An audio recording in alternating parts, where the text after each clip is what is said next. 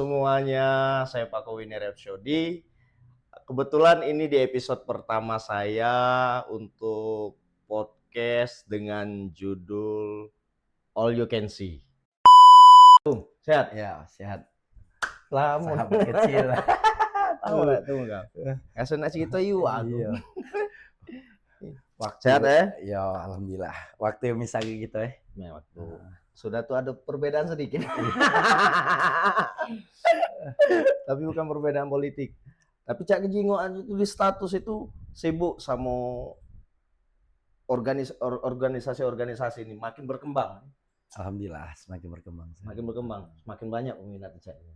Kalau peminat, antusias banyak. Sudah tuh Kujingo juga lah mendalami dunia hukum. Amin. Amin. Cak tidak susah lagi aku kalau nak nyari lawyer deh. Iya. jangan sampai be ini masa itu hukum karma. Hukum karma tidak kita bahas Tidak tidak kita bahas hukum itu. Karena takut berbalik sama kita berdua. Jangan lu. Jadilah itu. Yang lama sudah, yang lama jangan lagi dibahas. Tapi lu, aku ini berorganisasi itu mungkin sudah lama. Tapi yang Kujingo organisasi sekarang ini makin banyak Terus juga belakangan kemarin itu kalau tidak salah di Bandung kalau tidak salah. Yang antara organisasi tua dengan organisasi muda nih Kero. Ya. Kan? Nah, kalau menurut kacamata kau sebagai aktivis, apa sih penyebab mereka tuh bergesek? Penyebab daripada pergesekan itu, Lur, oleh karena figur di dalam organisasi tersebut itu tidak katik yang namanya antara kesepakatan. Harusnya kan komunikasian. Walaupun kita berbeda organisasi, komunikasi tetap jalan. Makanya tidak berbenturan di dalam suatu wilayah. Yo, kuncinya di komunikasi. Iya. Dan juga silaturahmi itu harus tetap jalan. Sama dengan aku yang sekarang ini punya organisasi, tapi kita tetap jalan komunikasi dengan organisasi yang lain. Tidak kata senior junior lah. Yo, saling rangkul. Karena satu wilayah itu kan kita tidak pacak mesti bukan punya nyusi ke organisasi bukan. Terkadang satu wilayah itu bisa puluhan bahkan ratusan organisasi. Banyak. Organisasi ini kan banyak. Ada yang terdaftar, ada yang terdaftar, ada sekedar yang memang dia yang kumpul ada yang beladas juga ada. Ada yang juga beladas. Termasuk yang komunitas tadi. Iya, beladas Iya. Berawal dari komunitas dia bentuk ormas. Komunitas Vespa yang awalnya hobi, terus di sini kita bentuk badan hukumnya lah. Biar ada yang lindungi gitu. Iya. Tapi kan banyak juga organisasi ini ujung-ujungnya jadi partai loh. Ada beberapa organisasi lah beberapa partai lah yang kita tahu Ini menarik nih. Iya. Dulu pintu masuk Dio ini organisasi. Sehingga masyarakat yang males berpartai gabung dengan organisasi, ujung-ujung ke sini terjebak jadi partai. Nah, kalau soal organisasi yang ujung-ujungnya jadi partai kata Bang Pako ini, gini loh Bang. Organisasi itu di dalam struktur organisasi itu pasti ada orang partai. Pasti orang politik itu. Makanya doktrin-doktrin itu disebar ke keanggotaan mereka. Ujung-ujungnya lama-lama organisasi ini jadi partai. Dan diarahkan ke partai. Ya tapi ada yang tidak sepakat juga kan. Banyak. Yang ujungnya narik diri dari organisasi itu karena ngerasa terjebak. Benar. Kedua ngerasa terbudi. Karena faktor politik tadi, faktor X tadi. Uang ini mikir, kau nih dapat duit, gue punya sini. Benar. Aku terkacip. Ya ada juga. Terkadang ada juga yang dimanfaat ke keanggotaan itu. Tidak keterbukaan daripada tinggi-tinggi struktur tadi. Kepentingan pribadi mereka dibawa ke organisasi tadi. Harusnya organisasi itu keterbukaan sesama anggota. ini lo organisasi kita yang sebenarnya tujuan kita ini apa basicnya ke sosial. ADART-nya itu harus jelas. Yo harus jelas ADART yo. Nggak pacak kita nak sebasingan tuh ya. Organisasi ini kan yang namanya bentuk masyarakat, ruang lingkupnya luas. Jadi pola pikir manusia itu banyak tertuang di situ. Tidak bisa kita monoton. Nah harus masuk ke diri keanggotaan itu harus ikut ke gitu tidak. Oke. Iyalah kalau yang namanya berorganisasi itu yang kayak itu. Terus ini loh. Ngapu kau tertarik untuk kuliah hukum? Hukum itu Ngapu lah. Kaget, kau stop lu. Padahal banyak nih. Ada ilmu komunikasi, ya ada akuntansi, ada manajemen, banyak, ada komputer yang lebih apa cak komputer itu, ilmu komputer itu kan lebih teguno nih nih. benar. Apalagi zaman-zaman maju yang sudah AI segala macam, sampai kita nak buat tugas bisa pakai ChatGPT, buat musik bisa pakai AI, desain deh tinggal masuk prompt sudah muncul apa yang kita pengen gitu. Benar. Nah, ngapa kau sampai milih hukum? Seluruh ilmu itu lur bermanfaat gak lo? Memang. Tapi Ilmu mudik kalau bermanfaat lo. tergantung manfaatnya. Ilmu itu bermanfaat gak lo kalau pandangan untuk diri aku, untuk individu dari diri aku pribadi.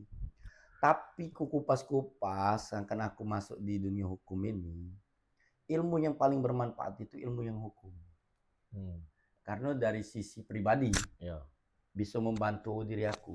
Seketika aku dapat membentengi lah ya. Iya, seketika aku dapat perlakuan hukum yang tidak berimbang, yang tidak adil pada diri aku, dengan adanya pengetahuan aku di sisi hukum, kan bisa membela diri aku. Ada bekal lah. Dan juga untuk umum di sekitar aku. Seketika mereka yang tidak mendapat keadilan, dengan aku yang punya pengetahuan dengan hukum, disitulah letak memang jati diri seorang orang hukum itu berjalan. Berarti sudah terbaca bahwa kau tuh kaget bakal kalau tidak jadi konsultan hukum, penasehat hukum, kuasa hukum. Kalau terbaca kan, atau tidak notaris itu kan. Tinggal keperluan masyarakat. Iya, sesuai pesanannya. Keperluan masyarakatnya pengennya cak mano. Kalau emang ada yang sisi masyarakat pengen konsultasi tentang hukum, yo kita bersalah lah lur. Kalau kita punya ilmu hukum tapi kita tidak membagi ilmu itu. Ayolah. Sebaik-baiknya ada manusia. Sisi salahnya. Iya, sebaik-baiknya manusia itu kan manusia yang bermanfaat bagi orang lain. Benar. Kita berilmu, beradab, tapi kita tidak bermanfaat untuk apa juga loh. Kan kata Guno. Jadi aku pernah ingat salah satu sahabat aku pernah ngomong, tidak banyak orang yang kusenangi. Tapi yang terima kasih banyak. Ini kau sempurna ke kalimat itu ya? Coba. Aku dulu pernah dengar atas nama Ahmad Pakowi ini pernah bilang jadi itu. Ini kau sempurna. Aku tidak bisa menyenangkan semua uang. Tapi yang terima kasih dengan aku banyak. Berarti kan itu kan tandanya hidup kita sudah sedikit bermanfaat untuk uang. Benar. Nah, itulah aku yang masuk di dunia hukum ini. Walaupun tidak banyak yang kusenangi, tapi mudah-mudahan dari 1000 itu ada yang berterima kasih dengan ilmu aku. Jelas pasti. Dengan hadirnya kau juga di dunia organisasi, di dunia hukum, koneksi kau baik dari mulai pejabat paling rendah nih, RT, sampai pejabat paling tinggi, kan kau bisa audiensi dengan kepala daerah, baik itu dengan wali kota, bupati, gubernur, bahkan ke Forkompimda. Itu kan bisa kau bangun komunikasi buat kepentingan masyarakat. Benar. Jadi masyarakat yang butuh apa, kau bisa menjembatani. Langsung ibarat kata tuh, laporan masyarakat, keluhan masyarakat tuh bisa kau bypass. Benar. Lewat jalan tol lah, itu kan. Bisa disampaikan ke, ini loh, misalnya Pak Kapolres, ada laporan ini. Nah, bahwa di sini ada perjudian segala macam kan bisa kan, karena masyarakat sudah resah, terus juga budak sering tawuran di sini kan bisa itu kan.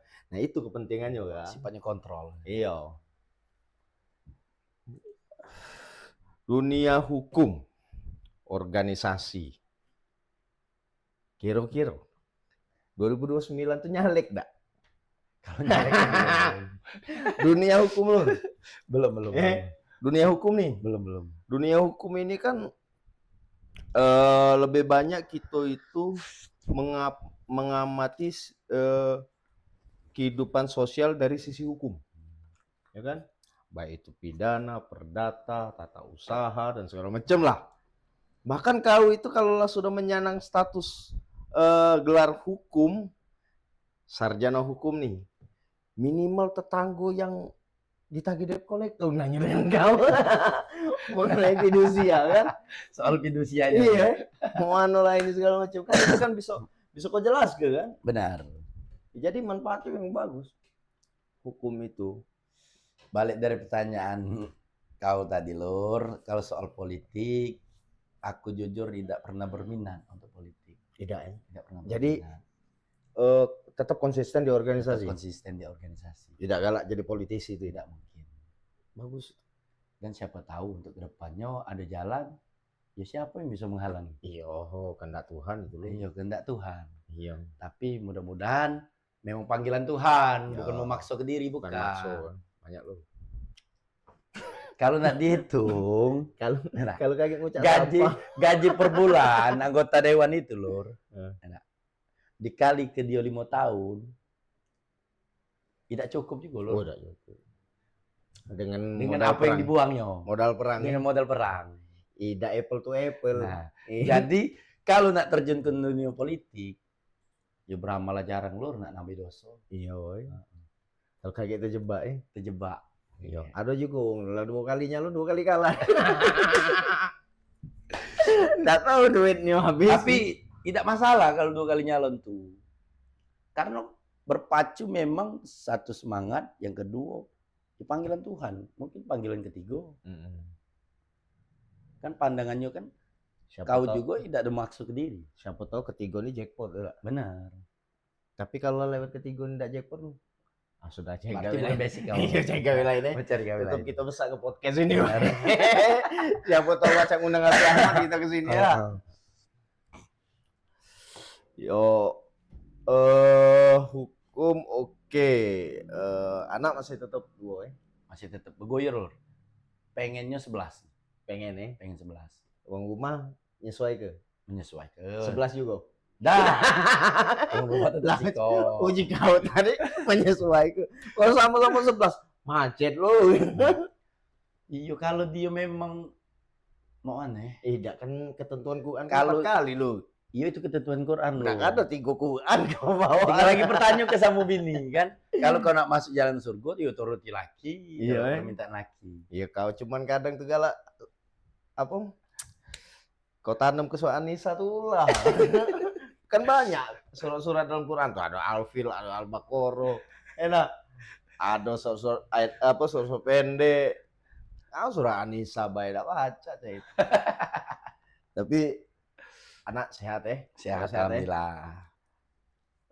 terganggu dak kadang-kadang uang rumah dengan aktivitas keberorganisasi. Yang jelas organisasi ini banyak nyita waktu kau dengan keluarga.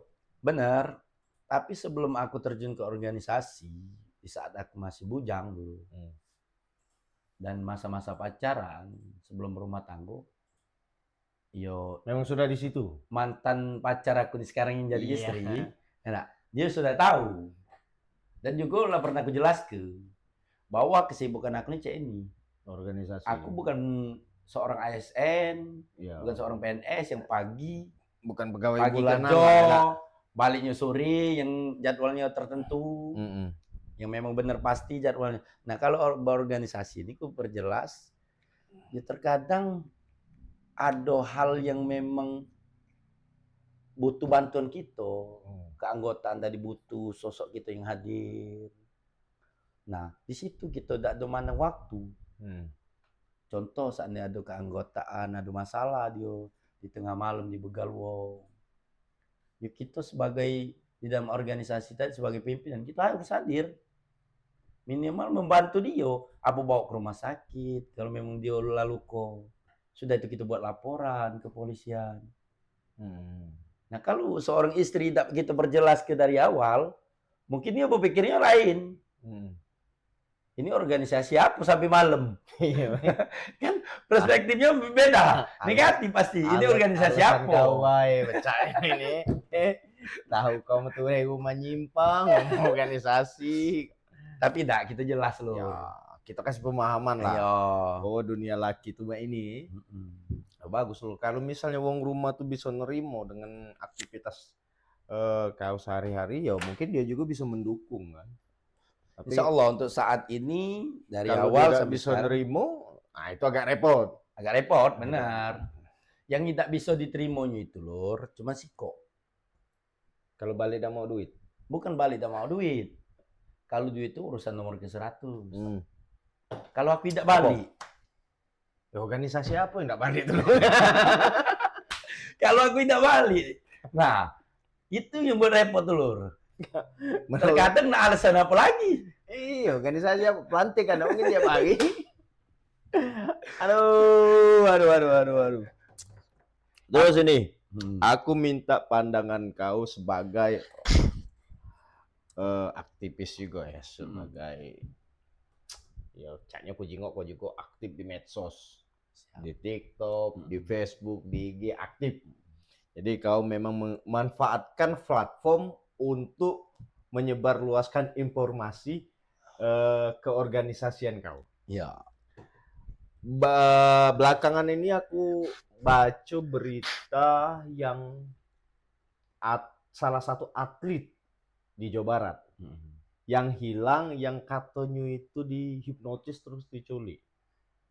Dan kemarin sempat rame, sempat viral juga, baik itu di X, di Instagram, di TikTok. Kemudian dia muncul dengan mengklarifikasi bahwa dia itu ngilang dengan atas keinginan diri dia dewe, karena selama ini dia mengalami KDRT. Biasanya lur kalau kita nyingok betino ngomong KDRT, itu pasti hendak digebuk laki jo. Ya KDRT itu kekerasan dalam rumah tangga. Nah, rumah Sudah tangga pasti ada kekerasannya. iya kan pasti ngelaki ya. Nah tapi kan ini dengan bapaknya katanya nyikso. Sekup KDRT ini kan bukan sebagai laki bae. Iya kalau kita jingo KDRT kan di mana-mana laporan KDRT itu kan dominan bini digebuki laki digebuki bini, biasa juga kan. Ini kan digebuki bapak. Nah dia hilang, ternyata dia memang ngambil langkah itu untuk lari dari rumah demi menyelamatkan dirinya. Pendapat kau sebagai anak, ya kan? Kau juga kan aktivis sebagai anak juga kan? Pantas tidak itu dilakukan seorang anak untuk lari begitu saja dari rumah? Tidak pantas. Hah? Apapun sebesak-besak kesalahan seorang bapak tidak mungkin terbayar oleh anak. Iya. Di balik perjuangan seorang bapak tadi. Tidak pantas ya? Tidak pantas. Yang lebih pantas itu seorang anak mengutarakan kekesalannya terhadap bapak. Diskusi. Ya? Diskusi. Walaupun karakter seorang bapak tadi temperamen, tapi kalau anak ngajak diskusi, sudah pasti luluh hati seorang anak. Karena aku juga sebagai anak dan sekarang sebagai bapak. Iya. Belum punya anak, Bu. Tapi kalau komunikasi ini tidak bisa dijalankan, itulah tadi. Kesalahan tetap pada anak. Iya. Memang dari sisi pandangan hukum, salah seorang bapak. Sampai nak nyikso, ngebuk tapi kan kita tidak tahu dia nyikso yang cak mana loh. Nah, kalau kan statementnya baik itu sebenarnya. Itu sebagai statement. Iya. Nah, kalau itu apalagi buktinya tidak jelas, tidak kati, lebam, bisa jadi kepengenan anak itu sendiri. Iya. Yang bertentangan dengan keinginan seorang bapak yang tadi. Apa bisa jadi itu alasan anaknya baik karena dia mengalami KDRT. Kadang-kadang dia mungkin anak nih tadi dia menyimpang dalam pergaulan yang sedikit bebas oleh karena terlalu banyak tekanan larangan daripada wong tuanya, dia beralibi. Mungkin baik. Kan banyak zaman. Iya. Zaman now ini kan beda. Iya. Sampai kan kemarin itu kan yang beranak di mana ya? Ada beranak di kantin sekolahan apa di warung pokoknya. Sampai anaknya dibuang ya kan, tapi tangkap juga. Nah, Budak SMA. Astagfirullahaladzim. Zaman kita dulu loh. 2005. Nggak kati budak SMA lahir ke. Ini 2024, 2005, 2024. Berapa tahun nih? 20 tahun ya? Hah? 19 tahun ya? 19 tahun lu. Pacak lahir ke dewe itu nah. Nah inilah yang aku pengen buka nih sebenarnya, Lur. Harusnya ada kontrol dari dinas pendidikan itu. Kenapa? Dan juga kontrol daripada orang tua. Kalau kita bandingkan dengan pada saat alumni kita di bawah tahun 2000, beda pendidikan di atas 2000 ini. Ya karena kita dulu tidak pakai gadget loh. Bukan masalah tidak pakai gadget. Kalau dulu kan diajar ke budi pekerti itu. Kalau seorang guru lewat, tahan singitan. Iya. Tahan diem depan guru tuh nunduk. Sekarang ini kalau dulu kan kita juga pernah ngerasa kita juga pernah ngerasa Lur, bahwa kalau kita lewat tuh masih ada sopan satu misi mang Pak. Nah masih terbawa juga sekarang nih. Kadang-kadang tuh mah itu. Nah misi mang Pak. Kalau sekarang ini tidak. Nyelonong baik. Nah balik-balik dari pendidikannya tadi. Kadang-kadang juga dipisu dia kan. So buat kalian semuanya yang belum subscribe, silakan subscribe channel YouTube kita di Pakowini Official. Terus juga jangan lupa di like, komen, terus di share dan aktifkan lonceng notifikasinya biar dapat notifikasi update dari kita. So thank you banget bro, thank you. Salam buat keluarga ya. Siap. Kayak kita podcast lagi ya. Yo. Oke. Yo, kayak amplopnya belakangan ya. Thank you guys. Yo, assalamualaikum warahmatullahi wabarakatuh. Salam.